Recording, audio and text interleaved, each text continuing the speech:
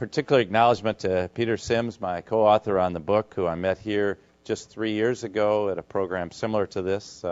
And then starting 2 years ago, we have worked together very intensely on this project, along with a third colleague, Diana Meyer, who is also with us back here in the fifth row, our fourth row. And Diana and Peter and I interviewed 125 people, leaders, and created something like 3,000 pages of transcripts.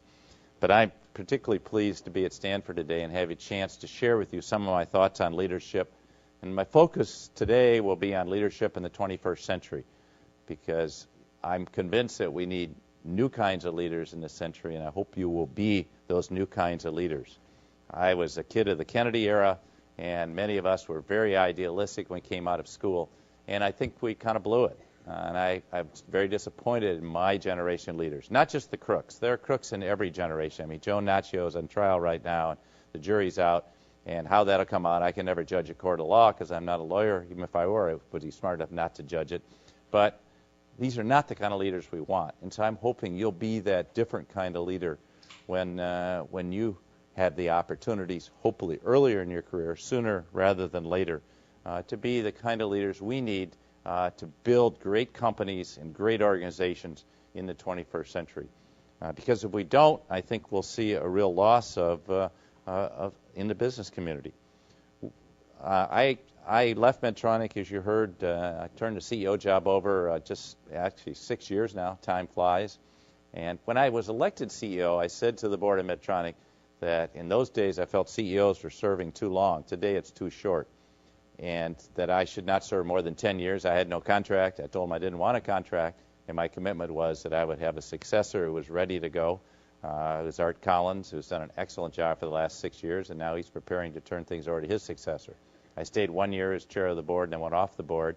But in that time, I took a working sabbatical in Switzerland and taught at a couple institutions over there, the Swiss Federal Polytechnic and IMADE, or IMD, the business school, and found I really loved teaching, and particularly loved teaching MBAs, and got great joy out of that, and also great learning. As one of my colleagues said to me, Bill, never set foot in a classroom unless you honestly want to learn from your students. And so we've adopted very much the idea that you can't teach leadership, but you can certainly learn leadership. And in a classroom here at Stanford or at Harvard, it's not about, at least in leadership, in my classroom, it's not about knowledge transfer, me transferring knowledge to you, but knowledge exchange. And that's the principle we've tried to operate on. I can say that I could not have written this book had it not been for my students at Harvard who gave me such great insights into what they were thinking and became very, very important. But why is this important? It's important because of the actions in the late 90s and all the egregious cases in this last 5 years since the fall of Enron, we have breached the trust of people and business leaders.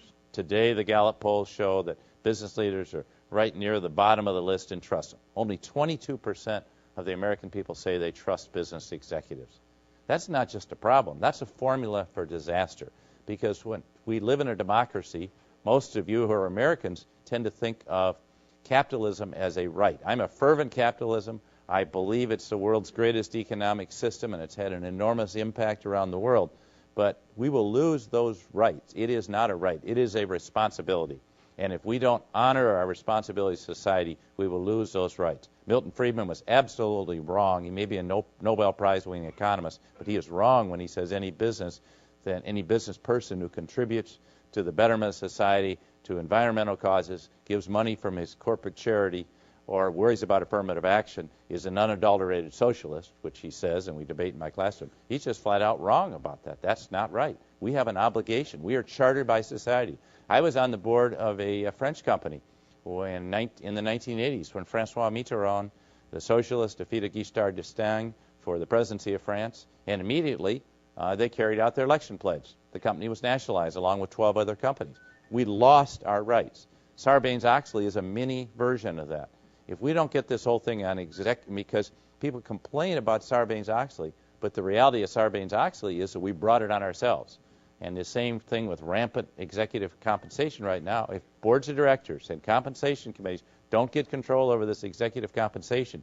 And you probably saw the editorial in the New York Times this morning. If we don't get back to a pay-for-performance system, if we continue to pay people $200 million for failing, I'll tell you, we will have legislation and we will have controls over what we do, and we won't like them and we'll complain about them, but we will have deserved it because we did not do our jobs.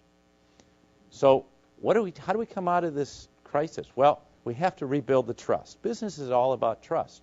When you buy a product, or a physician implants a Medtronic defibrillator here on the Stanford campus, he or she has no idea where that product works. It's trust in the manufacturer. When you work for a company, you trust the leaders to do the right things. When you invest in a company, I always consider when people bought 1,000 shares of Medtronic stock, that was an ultimate act of trust in the leadership to give them a fair return, and I felt a heavy burden from that.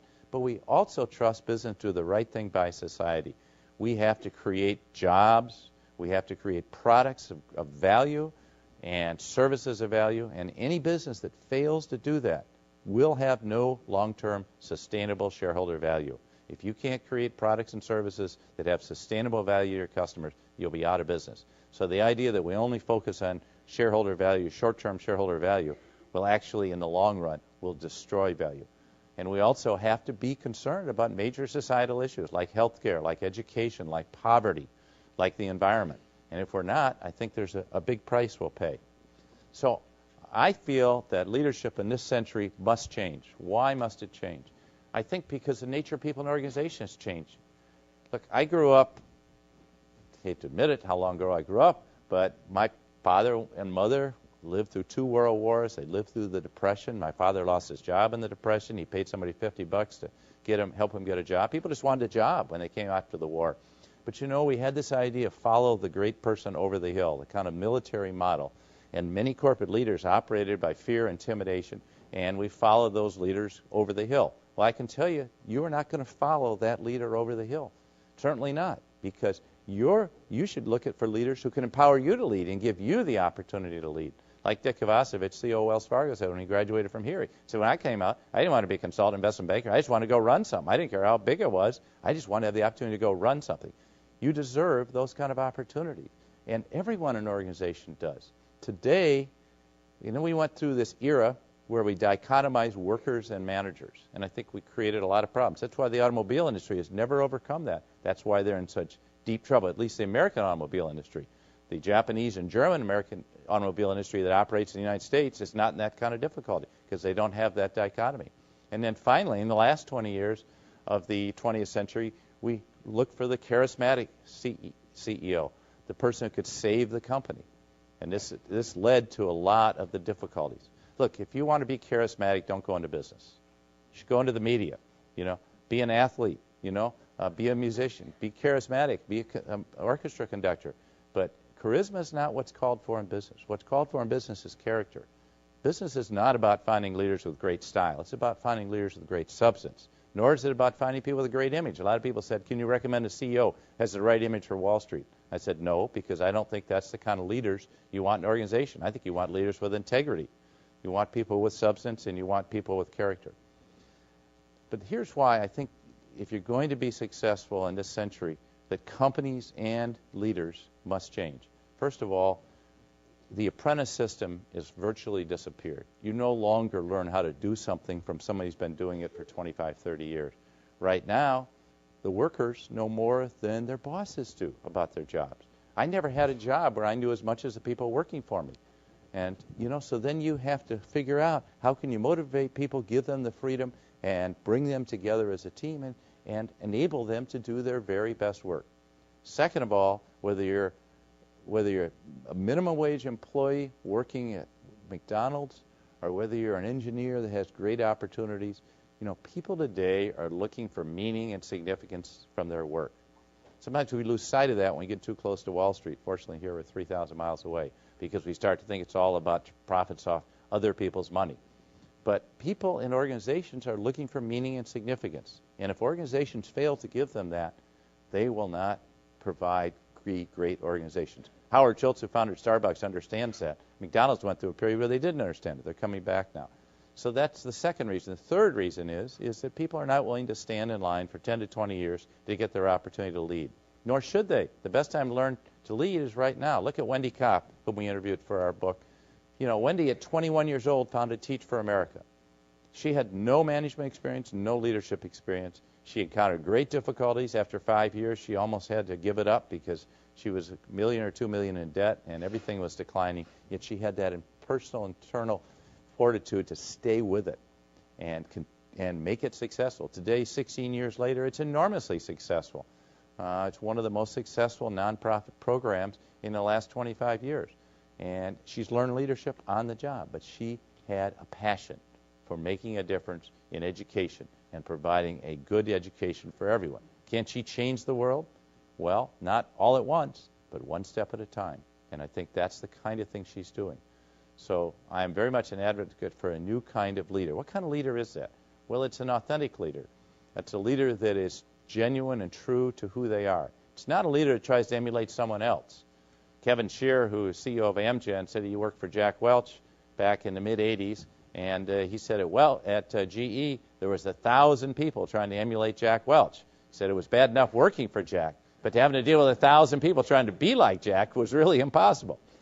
But then he very thoughtfully went on to say leadership has many voices. You need to be who you are because no one can be successful trying to emulate someone else. So if somebody in your company tries to remake you into that leader they want you to become, to fit you tightly within the bounds of a big company, resist it.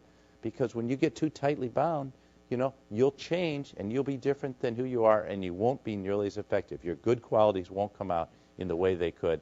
And yeah, maybe you'll modulate your negative qualities. But if you look at the great leaders, are 2 to 3 standard deviations outside the company's norms. And I think that's healthy. We need to let people be empowered to be themselves and be who they are.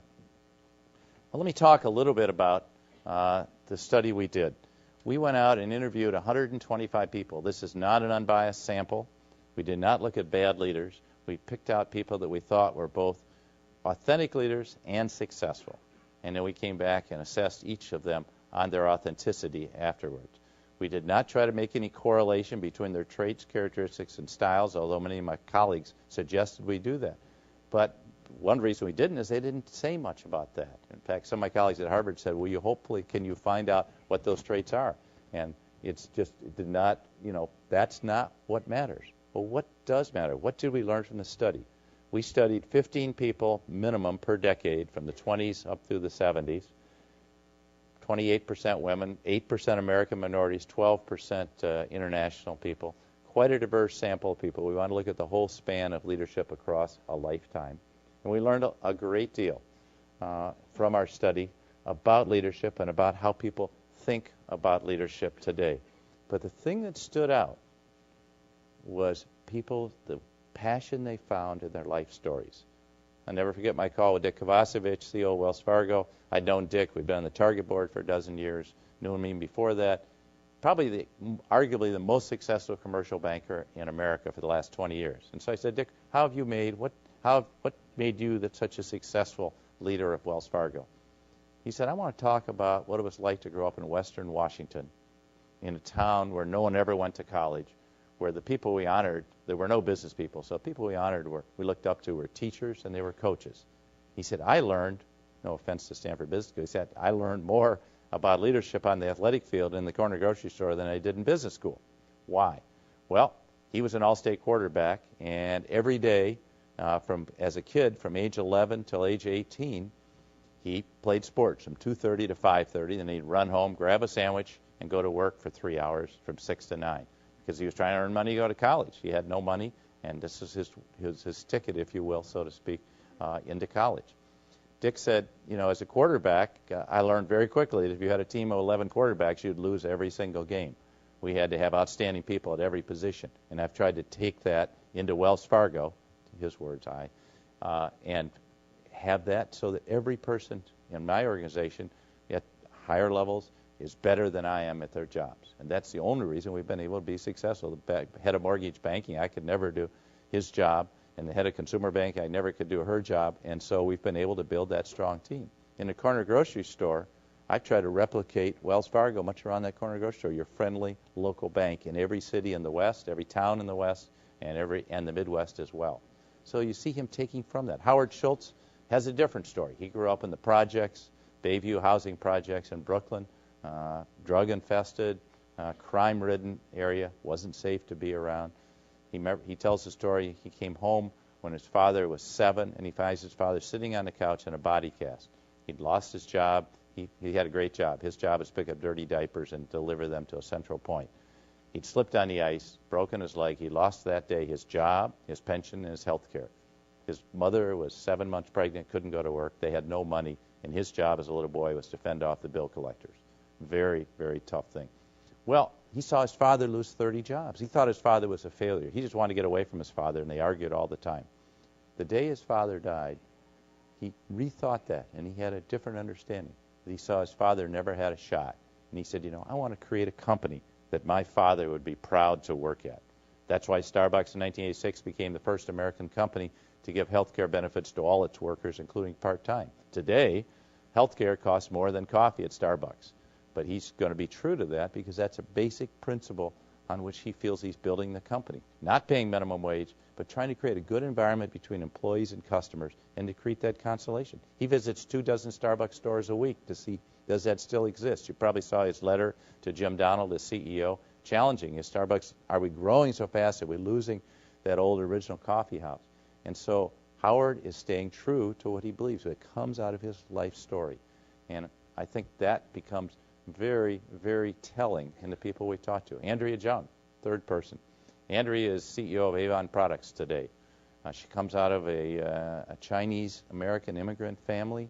She, very modest family, where values were everything, where discipline was everything. At 31, she was executive vice president of Neiman Marcus. At 35, she quit, cold turkey. She was on her way to be CEO. She came to my classroom, and I said, why did you quit at 35? And she said, because I saw I was going to be CEO, and I didn't spend the rest of my life making luxury goods for the upper 1/10 of 1% of the American women. And so 9 months later, she went to Avon. She actually got passed over for CEO a few years later. And as one of her board members said, Andrea, follow your compass, not your clock. In other words, stay in the course of the direction you want to go. Don't worry about getting there at a particular time. Well, the new CEO didn't make it. 20 months later, he was out of a job. Andrea had been passed over, gets the job. What's the first thing she does? She changes the mission of the company from cosmetics to the empowerment of women. She said, that's the business we're in. And I had a guy in my classroom who had worked there, and I said, how's it for a guy to work at? He said, it's great. It's a wonderful environment because they have 5.5 million people today. They had 1.5 at that time. She's built up 5.5. They have 1 million in Brazil. They're now up from zero start in China to 300,000 now. But she has this great passion. She said, if I don't have passion for the work, I can't be an authentic leader. Many of the leaders we talked to went through a series of very difficult times in their life. Crucibles, as we call them. Warren Bennis picked up that term from Warren when he wrote Geeks and Geezers. And we heard some very, very moving crucible stories from people.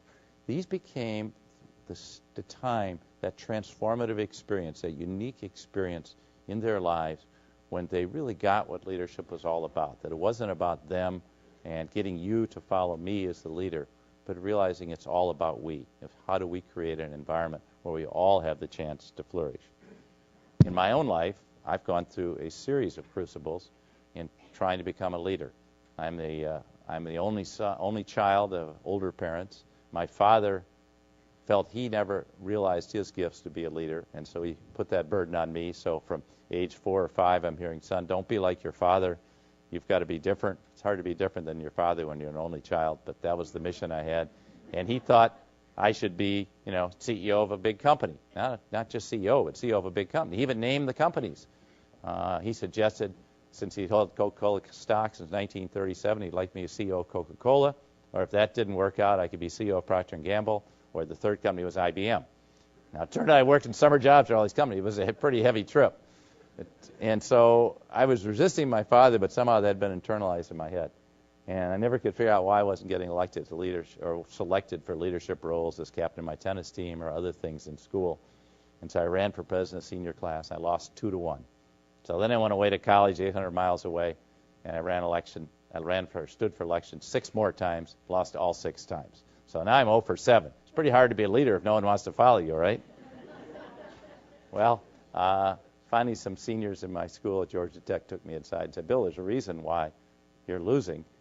You're not getting elected. It's because you have a lot of gifts, but no one wants to follow you because it's all about you. You're so busy and so ambitious, you don't have time for anyone, and no one wants to work with you. Now, that was easy to understand up here. It's very much harder to change my behavior, to change how I interacted. But I asked people for help, and I think I genuinely learned more about leadership in those college years than just about any other time in my life. So then I went to Harvard Business School, graduated at 23. I was working in the Defense Department. And about 6 months after I got out of business school, I got a phone call, one of those phone calls you never want to hear. My father was on the line saying that my mother had died that morning of a heart attack.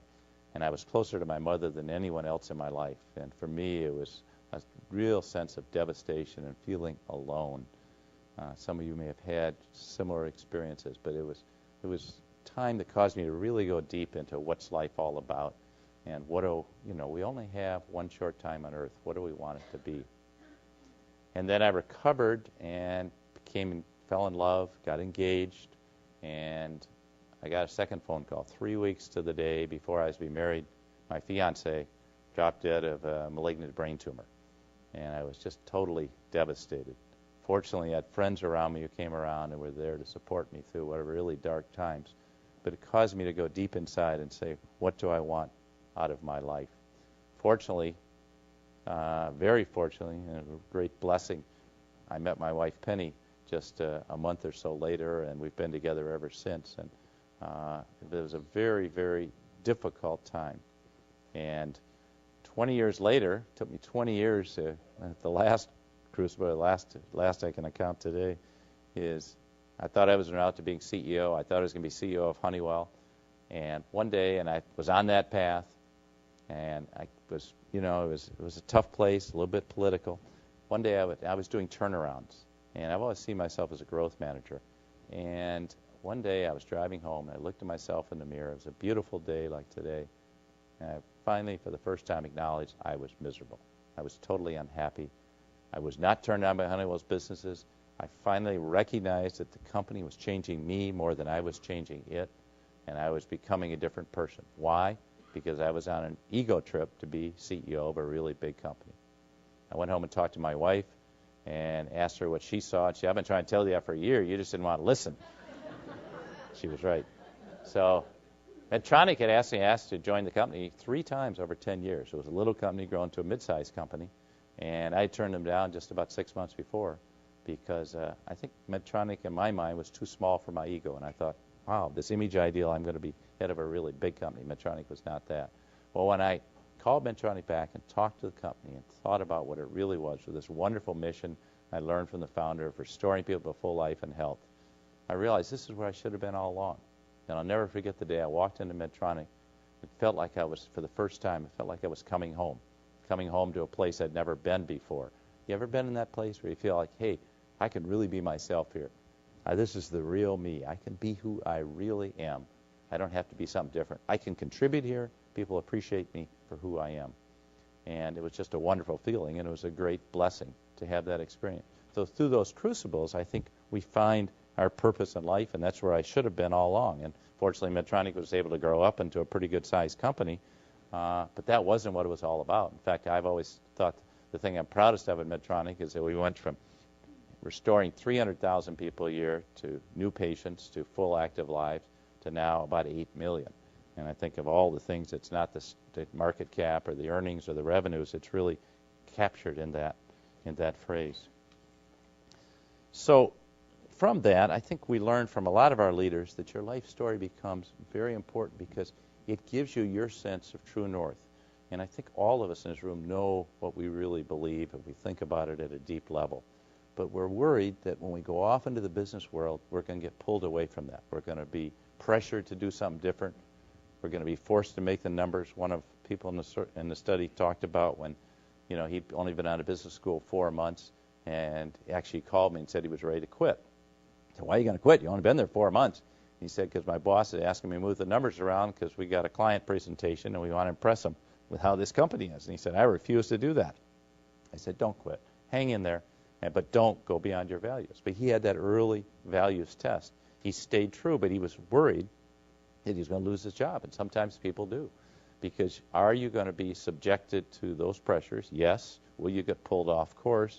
Maybe yes, maybe no. But the question is, can you come back to your true north? Will you be seduced, like many CEOs have been seduced, by great wealth, great accoutrements, great perks, company planes and all that, to be something different than who you are? We saw so many in my generation do that. And I just strongly urge you to think about what is your true north and how can you stay on that course? Well, I think it requires development. You have to develop yourself as a leader. It's no different than if you want to be a great athlete and bike in the Tour de France or go to the Masters or a great cellist that plays at Carnegie Hall. You may have great gifts, but you have to practice every single day. And leadership is the same thing. You don't become a leader at age 40 or 50 when you get that big job. You have to start practicing right now. The sooner, the better. And here's some of the things. Here's 5 things that the leaders we talked to said they thought were really important in developing themselves. And just as a side note, in my informal study of leaders who failed, everyone who I've seen fail has failed to lead themselves. It wasn't they couldn't lead other people. They failed to lead themselves. So what does it mean to lead yourself? What are the things you have to do? Well, I think the first is gaining a high level of self-awareness. Pete Sims came up with this survey that was done from the members of the advisory board here, the Alumni Advisory Board, Business Advisory Board, in which they said the most important thing in business leadership is self-awareness. Well, it's easy to say. The Oracle of Delphi said thousands of years ago, know thyself. Well, how do you do that? You can be introspective, but I think the best way to know yourself is through feedback. Joel Peterson said feedback, there's a professor here, said feedback is a breakfast of champions. I think it's a great phrase. You know, the hardest thing we all have to do is how do you see yourself as others see you? We all have blind spots, and we see ourselves, we want to be seen. I was just asked on the radio this morning, what about people that are narcissistic? Yeah, they look in the mirror, they look in the water and see a reflection of this beautiful person. Except that's not how other people see you. They see the real you. And one of the leaders of a mid-sized company, Doug Baker, tells the story. When he was 35, he thought he was on track to be a great leader. He'd just come back from Germany. He took over a subsidiary company that his company had just acquired in North Carolina. And he announces to everyone, we're going to go through 360 feedback. And we're bringing the Center for Creative Leadership to do that, and I'm going to be the first one to go through. So you get to evaluate me, then everyone else will evaluate you. And so he was pretty cocky, and he got his feedback back, and he said, it was like somebody flashed a mirror at me when I was at my absolute worst. It was just horrifying what I saw. They told me I was arrogant, conceited, pushing my own agenda, not interested in anyone else. So then I went off with executives from 8 other companies, and we spent a week together, and I was a really nice guy, and I really listened to their stories and was very empathetic, and I was the last one, and they gave me feedback on how they saw me. They said exactly the same thing my people did, that all these things. And so I realized I had to reform. I had to change who I was, my leadership. And so I went back, kind of like somebody coming out of AA, and I went back and said, look, here's the feedback you gave me. Will you help me? It takes a lot of courage for a leader in a high-level position to say, will you help me? It's pretty hard to turn down when somebody says, yeah, will you give it to me straight? But there's nothing better than honest feedback. And there's nothing worse than leaders that push away people that give them honest feedback or shoot the messenger or surround themselves with sycophants who just tell them how great they are. There's a real danger the higher up you go in leadership to have that happen. But I think early in your careers, it's really important to get that kind of feedback because then you can. That's the first step to having excellent emotional intelligence and really seeing yourself as others see you. The second is testing your values under pressure. Never listen to a leader that tells you what great values she has or he has, or even watch people's values when things are going really well. It's easy to have good values when things are going well. It's when you're tested under pressure that you find out what your values are, because that's when you're faced with sacrificing, giving up things you've done to stay true to your values. John Huntsman today started in a very modest rural family in Utah. He grew up to be head of Huntsman Chemical, now Huntsman Corporation, very successful business, multi-billion-dollar business. But when he was in his late 20s, he was in the White House with Richard Nixon. He worked for the Chief of Staff, Bob Haldeman. He thought he was doing really well. One day, Haldeman calls him in his office and said, John, we got a congressman out in Southern California who's opposing the president's initiatives. Here's what I want you to do. We need to embarrass this guy to get him turned around. Take this number, call this plant manager, and I want you to put 12 illegal immigrants, illegal workers in this congressman's plant. And then we'll send federal agents in and we'll catch him and cause him some embarrassment. So Haldeman says, sometimes we act, Huntsman said, sometimes we act too quickly without thinking about what we're doing. So I called the plant manager and I started giving these instructions. He said, 15 minutes later, my inner moral compass made itself notice, and I realized this was absolutely wrong. And I said to him, forget that I ever called. I'm not going to play this game. He said, I knew instantly that was the end of my White House career, because with Bob Haldeman, loyalty was everything. And I went back to Haldeman and told him I wasn't going to do that.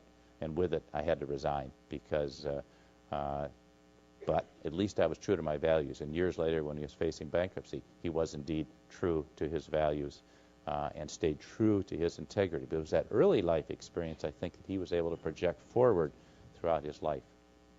The third area of development is understanding your motivations. How do you find a balance between the extrinsic motivations, money, fame, power, glory?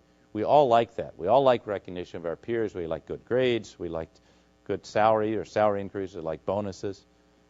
But if that's all you like, you may wind up at 40 or 50 and find you got the pot of gold at the end of the rainbow and it's hollow. It's empty. There's nothing there. And you say, is that all there is? But by that time, it may be too late to go back and retrack what's important in life. I guess it's never too late, but it's very difficult. There's nothing wrong with those things, but you need to balance those with your intrinsic motivation. I think the time to think about that is now. Just think about, what do you want people to say about you at your funeral? What are they going to say? And what really motivates you? Are you motivated by helping other people? Are you motivated by your own personal development? Are you motivated by building a great company? Are you motivated by making a difference in the world? And as you think about that, you can get a balance in those motivations. And when you can put that together with your capabilities, you found your sweet spot. I was with Kevin Shearer. He had actually a nasty article in the Wall Street Journal on Tuesday. I was with him Monday and knew this thing was coming. He's CEO of Amgen. And they're going through a rough patch. I said, you go through good patches and bad patches. It's kind of the way business is. But Kevin, when he left GE, blew out of there and went to MCI. I think he was going to become CEO overnight. And he was very arrogant and very dictatorial. And he got handed his head. And he said it was miserable. And after 6 months, he realized he'd made a bad decision, so he called Jack Welch back and said, Jack, I'm ready to come back to GE. And Jack said, Kevin, forget you ever worked here, and slammed down the phone. He said, at that moment, I knew I was cast adrift in a lifeboat, and I had to make a go of this big operating job. He said, I spent the 2 most miserable years of my life because I not only hated my job and the people I worked with, but I also had to confront myself. But then he got the opportunity to go to Amgen, came along, great opportunity for him, and he realized how the motivation of working for a company that could actually save lives. He went in, he said, I knew nothing about biology. He got a biologist to teach him biology. He rode with salespeople. He worked in the labs, and he really learned the business. He understudied the CEO for 7 years. He was, unlike before, he was very patient. And eventually, when he was selected as CEO, he met individually with the top 150 people in the company and said, what would you like to see me do as CEO? What would you not like to see me do? What other inputs and ideas do you have? And he took this and it gave him a mandate to make this into the world's very broadly based leading biotechnology company. But you see there, he was able to balance those motivations, not give up his desire for extrinsic things, motivations, but to balance them out and to find his sweet spot. The fourth area is building a support team. We all need that team around you. You need one person in your life. It starts with one person in life with whom you can be gut level honest, that you can bear it all, so to speak. That person for me is my wife, Penny. For you, and she's always there to kind of say, hey, Bill, is that really the way you want to look to those people today? And she's always there to be my greatest supporter when things don't go well and to kind of bring me in line when things are going well, seemingly going well. But I also have a men's support group. And I've met with these guys for every Wednesday morning for the last 30 years when I'm in town. Sometimes I've been out of town. And it's so great because a number of years ago, 10, 11 years to be precise, my wife was diagnosed with breast cancer. She was scared. I was scared. I wasn't scared about the procedure or the chemotherapy. I was scared she's going to die, and I was scared of that too. I could sit down with these guys and have a really honest discussion and feel that level of support. One of the people on our study, Dave Cox, who's now living out here, CEO of Kohl's Media, he said he got fired from a job. He He said, you find out very quickly when you lose your job or you lose your family who your real friends are. And you guys may think now, I've got tons of friends. Well, you find out when things go rough, you find out you have very few people you can really count on that you know will be there for you through thick or thin. And I think you need to build that support team now. These shared life histories are invaluable when you hit the rough spots. People really know you, and they can really help you, and you'll be there for them. And and so I think having a support team is extremely important. The fifth thing is leading an integrated life. The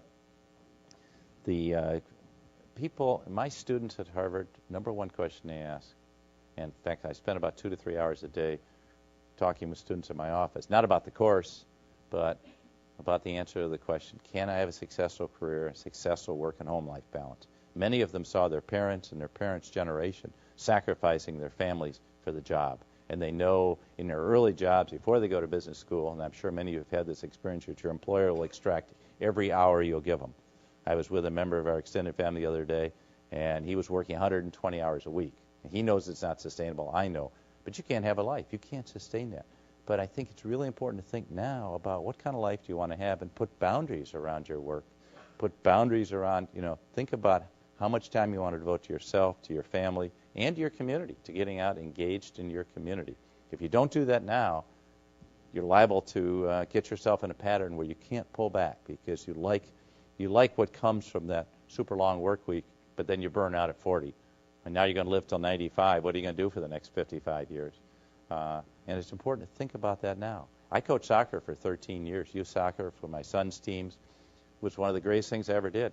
People thought it was a little weird when I leave meetings at 5:30 at night. Hey, that's just the way it is, guys. This is important to me. I'm not going to leave these people at the field, so I'm going to be there. And I think it's important to put those kind of boundaries around your life. Sometimes it's hard with some of these employers. They'll extract so much, but I think you still need to do that. Well, when you do those 5 things, I think you're now prepared to go back to your life story and say, where are the passions I find that give me the ability to lead?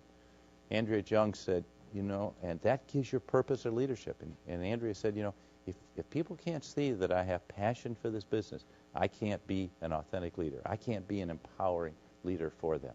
So that's what leads you to have the purpose of your leadership and align people around a common purpose and a common set of values. And when you do those things, I think then it's quite straightforward to become an empowering leader. I love the example Anne Mulcahy, who was just acknowledged by Fortune as one of America's most respected, admired companies. Anne was called the accidental CEO. She was passed over for the job for some guy from IBM that came in from the outside and virtually destroyed the place. She took over with $18 billion in debt, didn't know anything about finance. She had to get a guy in the treasurer's office to tutor her about finance so she could stare down the bankruptcy attorneys and the bankers the next day. But she had one thing going for her. She'd built 25 years building relationship people in Xerox.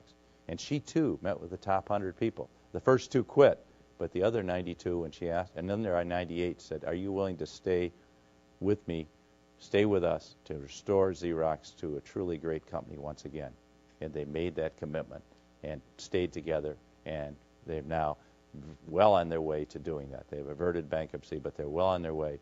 But Anne was able to do that because she was such an empowering leader. She said to the sales organization, which was totally demoralized, I'll go anywhere, anytime to save a Xerox customer. And she did. She was out in the field. She didn't spend time with a security analyst. She didn't spend time, spending all her time with shareholders and bankers. She spent her time with people that created the value, the customers and the employee. And she's restored that company. You can be an empowering leader if you just engage people and be out there in the business. And I think all of these things come together to enable you to be what we call a true north leader, someone that's true to herself or himself and can follow what you really believe. And I don't know how it is for you all, but I know some people are a little fearful of failure. I say there is no greater opportunity than getting out there and leading, because leading is the most fulfilling thing you can do in your professional life. Why is that? Because you have the opportunity to come together with a group of people and take on a really great challenge, to get knocked down, figure out what you're made of, take on great barriers, overcome them, and come back from them, and create an organization that's really meaningful, to achieve goals, to go far beyond anything you thought you could do. Medtronic went far beyond anything I ever had for it because people were so great to work with in going after these goals. And that, to me, was the most fulfilling thing that I've ever found in my professional life. And you can find that fulfillment, too, of staying true to who you are and working with a group of people to do great things. Because never underestimate, as Margaret Mead said, never underestimate the power of a small group of people to change the world. In fact, it's the only thing that ever has. And I want to encourage all of you to be that kind of authentic leader who can change the world and make a difference. Thank you very much.